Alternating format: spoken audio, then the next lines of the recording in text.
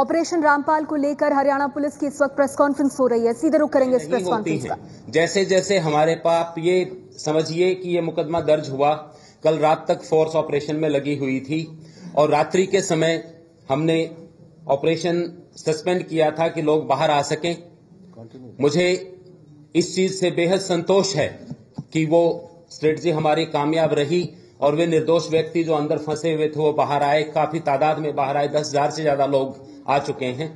और आपने सबने टीवी में उनके इंटरव्यू वगैरह, फोटोग्राफ वगैरह अगर देखे होंगे तो ये बेहद जरूरी था कि हम इस चीज को प्रायोरिटी दें। इस मुकदमे की तफ्तीश अभी तो शुरू हुई है। इसके अलावा 124 है या अन्य कोई भी धारा बनेगी तो जिस जिस चीज का सबूत आता जाएगा वो लगाते जाएंगे और आप लोगों को भी बताते जाएंगे। मैंने अभी समाप्त नहीं किया है, 124 और 121 में क्या अंतर रहेगा वो भी आपको कर देंगे। तो मैं इस चीज का विश्वास दिलाना चाहूंगा कि कानून की पालना के लिए हम पूरी तरह से प्रतिबद्ध हैं और जो भी व्यक्ति इसमें संलिप्त पाया जाएगा उसे कानून की पूरी फोर्स का सामना करना पड़ेगा। मैं अगले मुद्दे पर आना चाहता हूं। आज सवेरे 8, साढ़े 8 बजे के आसपास आश्रम के लोगों ने 4 महिलाओं की डेड बॉडीज को प्रशासन को सौंपा है। इन सभी को अग्रोहा मेडिकल कॉलेज भेजा गया है। इसमें एक महिला सविता है, एक संतोष है, एक का नाम मलकीत कौर है और एक राजबाला है। दोबारा से धीरे-धीरे सविता, संतोष। सविता 31 साल की है, दिल्ली की रहने वाली है। संतोष 45 साल की है, रोहतक की रहने वाली है। मलकीत कौर 50 साल की है, संगरूर की रहने वाली है। और राजबाला 70 साल की है, बिजनौर की रहने वाली है। इन सभी डेड बॉडीज को अस्पताल भेज दिया गया है, जहां इंक्वेस्ट की प्रक्रिया जो सीआरपीसी में लेट डाउन है वह और पोस्टमार्टम किया जाएगा। मैं ये बताना चाहता हूं कि इस समय तक इनके शरीर पर किसी प्रकार की चोट का कोई भी निशान नहीं है।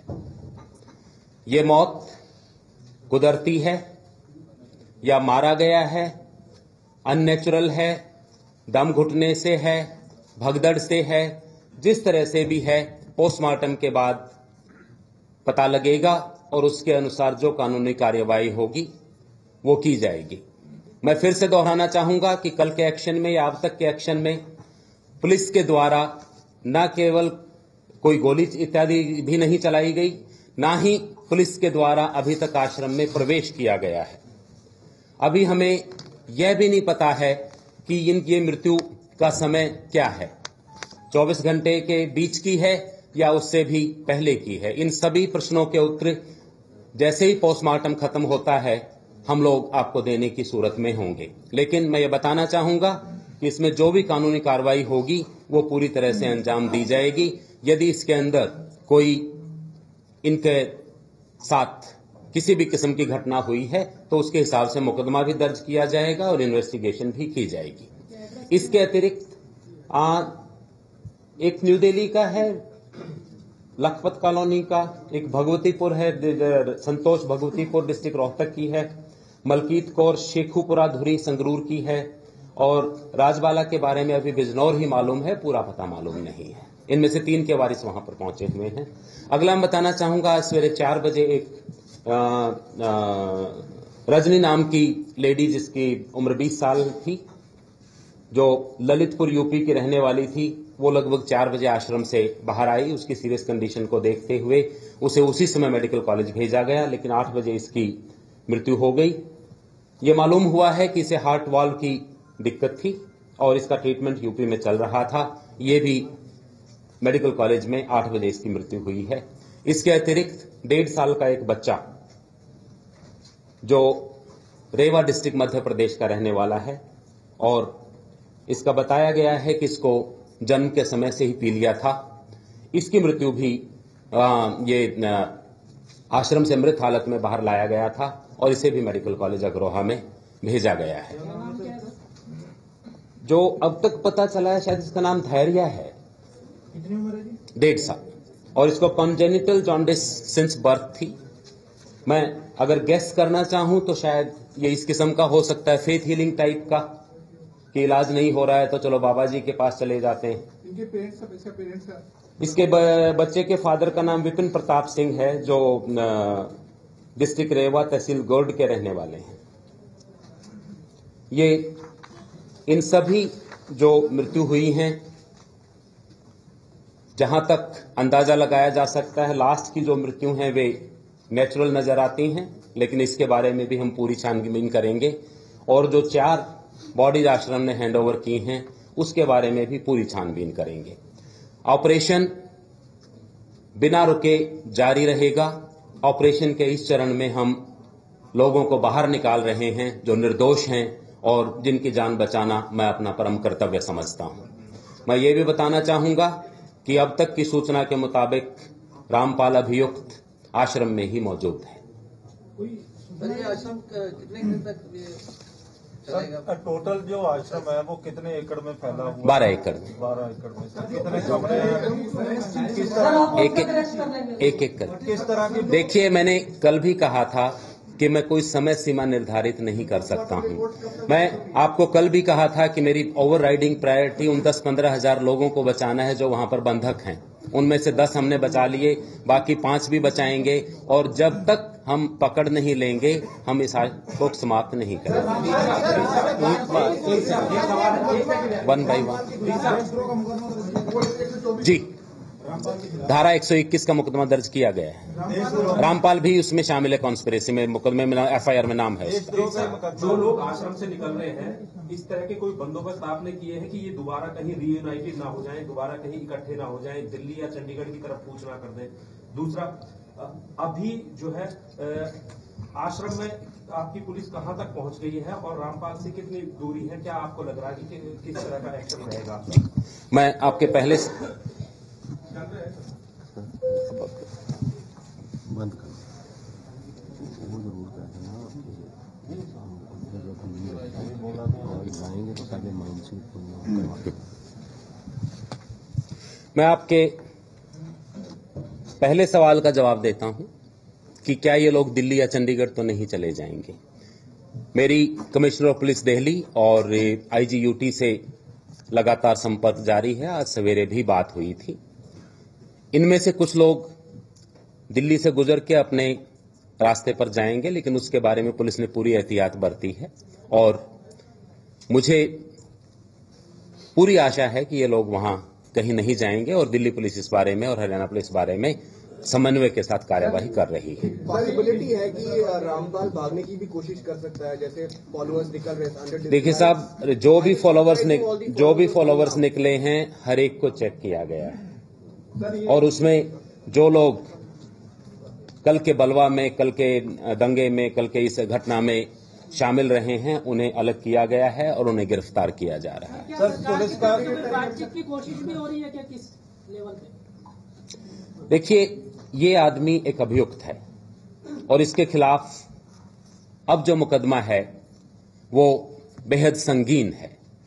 इस समय तक किसी बातचीत का कोई प्रस्ताव नहीं है, ना ही इस प्रकार के व्यक्ति के साथ किसी प्रकार की बातचीत संभव सर पुलिस का मैं परामर्श देता हूं अभियुक्त रामपाल को कि कानून के समक्ष सरेंडर करें। कितने लोग अरेस्ट किए गए अभी? इस मुकदमे में टोटल जो लोग राउंड अप हो चुके हैं वो 270 हैं। सर कोई अंदर से पता चला है कि कोई जो महिलाएं अंदर से आई हैं उनमें से किसी ने कंप्लेंट की है कि हमारे साथ अंदर दुर्व्यवहार हुआ है या कुछ ऐसी बातें हुई हैं? अभी तक इस तरह की हमारे पास कोई सूचना नहीं। रिपोर्ट्स कब तक आएंगी? देखिए साहब, वो प्रोसेस चल रहा है, डॉक्टर के ऊपर निर्भर करता है, लेकिन मुझे लगता है शाम तक प्राप्त हो जाएंगे। One at a time I think. जी जी। ये इंटेलिजेंस फेलियर है आपकी तरफ से?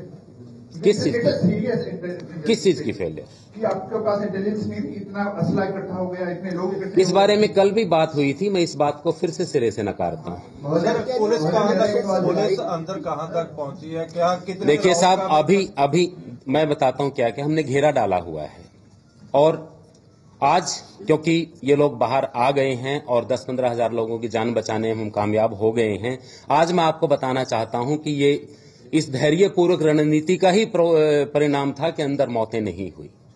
सर मेरा और अभी तक में भी अभी एंटर होगी या नहीं होगी या देखिए, इसी तरह जो घेराबंदी जारी रहेगी। मैं ऑपरेशन डिटेल आपसे कोई शेयर नहीं कर सकता हूं। एक ही है, हमारा मकसद क्या है? हमारे मकसद दो हैं, निर्दोष लोगों को बचाना और रामपाल को गिरफ्तार करना। हम दोनों ही मकसद में कामयाब होंगे, उसके लिए जहां तक जाना पड़ेगा जाएंगे। I think that side has. There were some visuals sent by the ashram guys from inside. The cops have entered inside and they were kind of dealing with the women there. Some of them were, beaten up as well by the cops. Do you deny those visuals? You are saying the police has not entered the premises of the ashram so far? The police has not entered the ashram so far. 4 लोग मरे, वो क्या लगता है कैसे मरे होंगे? 4 औरतें जो मरी, मैंने ऑलरेडी बता दिया उसके बारे में। डीजीपी साहब, आपने कहा है कि आप अपनी रणनीति से संतुष्ट हैं।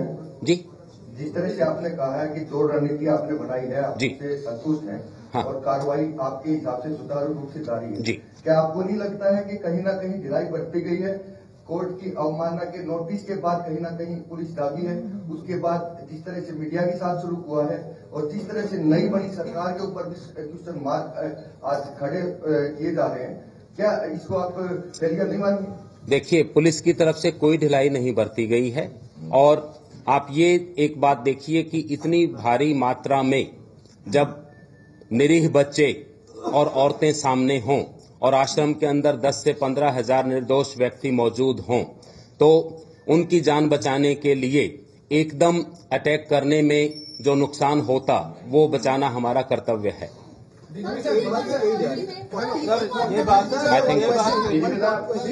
Rampal avoided police and court summon for 42 times. एक second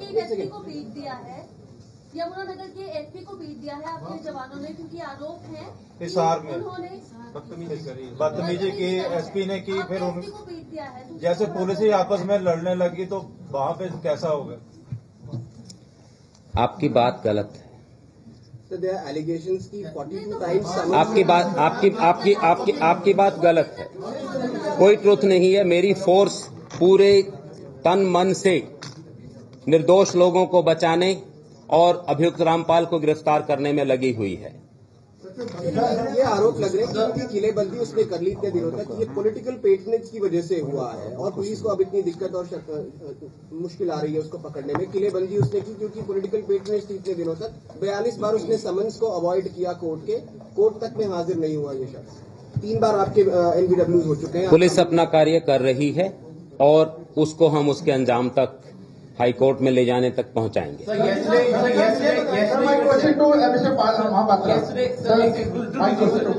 Sir, do you think your police is well equipped, well trained?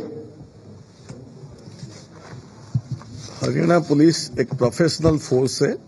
But yesterday experience has not shown this. Can I summarize and before we wind up? One thing. Let him answer, sir. Haryana police ये professional force है और हरियाणा में police कानून की रक्षा करेगा, कानून का अनुपालना करेगा और कोर्ट का आदेश का पालना करेगी। Yesterday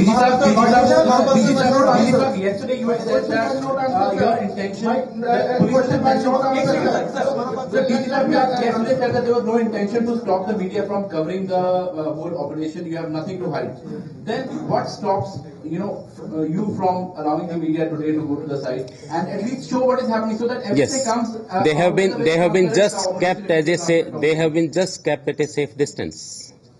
400-500 meters away, sir. I mean, nothing is visible. How will the people believe what you are doing there is fair and just? Sir, you are forgetting that yesterday we were close to LPG dump being one full LPG dump of 200 cylinders likely to be exploded by one petrol bomb. And you can appreciate 400 meters is nothing.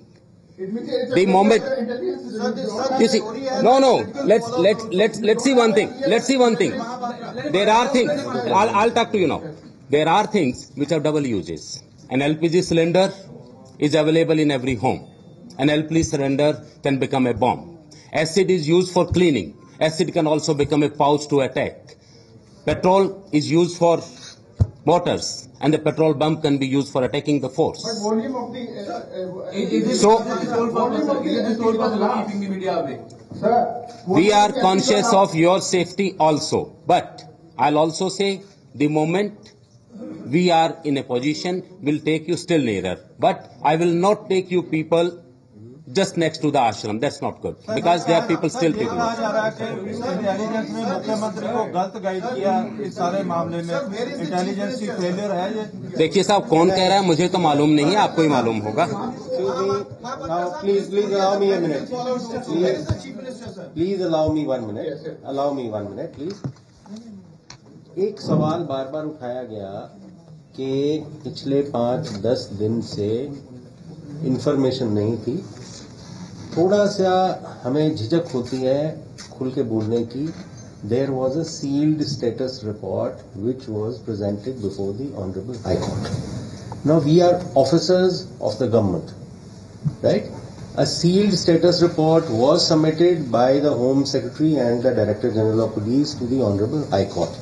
Now I am not in a position to divulge the contents of that report, but please bear us out the position of weapons, acid bulbs, any other chemicals, firearms, the strength, presence, etc. was brought to the notice of the Honorable High Court. Allow me. Please do not think that the police was not aware of the use of women and children as cannon fodder by those people who were collected inside and the management. Whenever you say that the police was not aware is not the truth. Kindly bear me out. There are certain proceedings of the Honorable High Court about which officers cannot hold press conferences. There is a limitation we have. We have to uphold the dignity of the Honorable High Court also. So on those things, we cannot really go into each and every detail. But there are things that are on record, and I am sure the Haryana Police yesterday, as I submitted yesterday, displayed exemplary restraint. Please note, till today, nobody has alleged that Haryana Police fired in retaliation to the bullets fired on it yesterday. Different calibers of weapon were used. .315 rifles were used from inside the ashram. Desi kattas were used. Revolvers, pistols, etc. were also used. Acid bulbs were thrown. And no firing in retaliation took place. There is no allegation also from anywhere. The media was also present. So my request is, please bear the situation out. As and when things move further, we will brief you. We intend to brief you once again in the evening if there is any further development. But if they had information,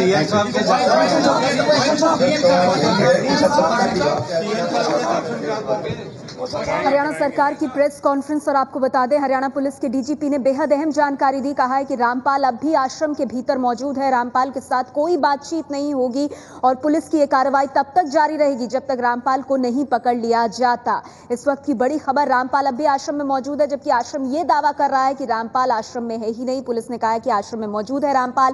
5000 लोग अब भी अंदर आश्रम के हैं और उन्हें सुरक्षित बाहर निकालना भी पुलिस की जिम्मेदारी है। 10,000 लोगों को निकाला जा चुका है। रामपाल अब भी आश्रम के भीतर मौजूद है। यह भी कहा गया है कि पुलिस को मालूम है कि अंदर ज्वलनशील पदार्थ हैं, वेपन्स हैं अंदर, और इस वजह से पुलिस पूरी रणनीति के साथ आगे बढ़ेगी। इसके अलावा जिन 4 लोगों के शव मिले हैं वो चारों महिलाएं हैं। उनके शरीर पर चोट का कोई निशान नहीं है और ऐसे में पोस्टमार्टम के बाद उनकी जो किस कारण से मौत हुई इसका खुलासा हो पाएगा। ये भी साफ किया गया हरियाणा सरकार की तरफ से कि पुलिस ने गोली नहीं चलाई है और निर्दोषों की रक्षा करना, उन्हें सही सलामत आश्रम से बाहर निकालना, ये भी पुलिस की प्राथमिकता है। देसी कट्टा, राइफल, पेट्रोल बम, ये तमाम चीजें आश्रम के भीतर से फेंकी गई हैं। आश्रम विवाद में 6 लोगों की मौत, 4 महिलाएं जिनके शव आश्रम की तरफ से सुपुर्द किए गए प्रशासन को। इसके अलावा एक और महिला की बीमारी की वजह से मौत हुई है और एक 1.5 साल के बच्चे की मौत की जानकारी भी पुलिस की तरफ से दी गई है। लेकिन इस वक्त की बड़ी खबर आपको दे दें, पुलिस ने साफ कर दिया है ये ऑपरेशन जारी रहेगा। रामपाल सतलोक आश्रम के भीतर ही मौजूद है और जब तक रामपाल की गिरफ्तारी नहीं होती ये ऑपरेशन पुलिस का जारी रहेगा।